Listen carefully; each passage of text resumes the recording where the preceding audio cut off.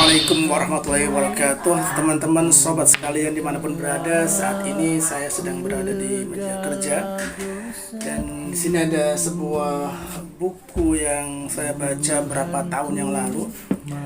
Selaras dengan banyaknya status yang beredar, kita baca, kita lihat dan kita dengar barangkali dari ustadz-ustadz pengajian dan yang lainnya tentang nasihat bahwa kematian adalah sebuah nasihat yang cukup bagi kaum muslimin, bagi kita semuanya, agar kita kembali pada Allah Subhanahu wa Ta'ala.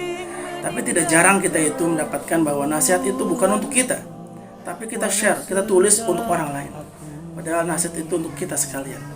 Nasihat itu untuk siapapun yang dia merasa dirinya masih hidup ternasihati dengan kematian yang kemarin kita lihat, yang kemarin kita dengar, yang hari ini kita dengar informasi tentang kematian saudara kita, tetangga kita, teman dekat kita, kerabat kita, teman sejawat kita, dan seterusnya. Ya, kafa bil mauti wa'idha. Cukuplah kematian itu sebagai peringatan buat kita sekalian, untuk kita, bukan untuk orang lain. Baik. Namun di sini ada yang menarik, teman-teman sekalian rahmat Allah Subhanahu wa Ta'ala. Dalam buku ini ada seorang ulama besar, dia mengatakan begini. Ya. Di sini nasihat yang menarik dari Abdurrahman ibn Mahdi rahimahullah taala. Kalau dikatakan kepada Hamad ibn Salamah rahimahullah tabaraka wa taala, wahai Hamad, engkau akan mati besok. Malakul maut, malaikat yang akan mencabut nyawamu akan datang dan engkau akan dicabut nyawanya besok. Maka beliau Hamad ibn Salamah sudah tidak ada lagi waktu untuk menyiapkan ketaatan kepada Allah Subhanahu wa Ta'ala. Artinya ya, waktunya sudah padat, diisi dengan ketaatan kepada Allah Subhanahu wa Ta'ala. Berbeda dengan kita hari ini. Kematian kemarin menjadi peringatan katanya buat kita. Kematian kemarin menjadi teguran buat kita. Tapi masih banyak waktu yang luang yang kita biarkan luput begitu saja. Dan kita menyadari bahwa nasihat itu seolah bukan untuk kita tapi untuk orang lain. Namun bila mana kita pikirkan diri kita masing-masing, ya, bila ada kabar yang pasti besok kamu akan dicabut nyawanya oleh malaikat maut, kira-kira apa yang kita siapkan?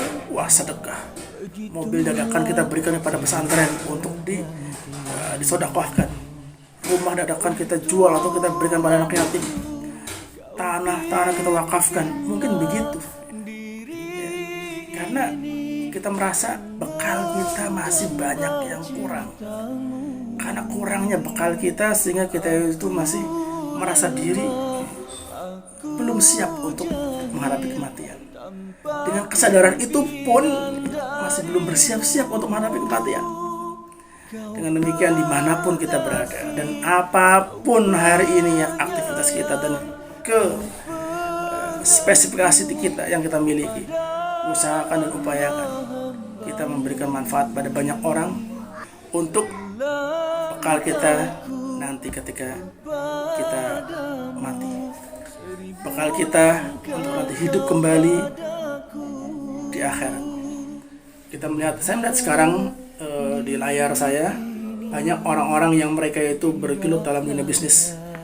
Banyak mereka itu yang bergelut dalam dunia ilmu untuk bisnis. Banyak mereka itu yang bergelut dalam dunia jasa, mengajarkan ilmu-ilmu mereka. Dan mereka banyak pula yang berpikir bahwa ilmu yang mereka ajarkan adalah untuk menyebarkan kebermanfaatan pada orang banyak. Apa alasannya?